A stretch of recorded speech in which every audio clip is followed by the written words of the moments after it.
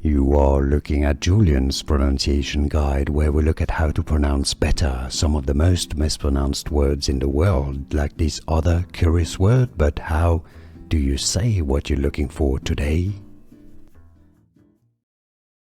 A word of French origin.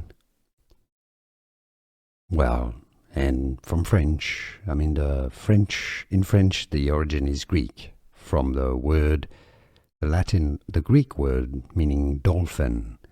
Delphine is how it's said in France. Delphine. So in English, Delphine.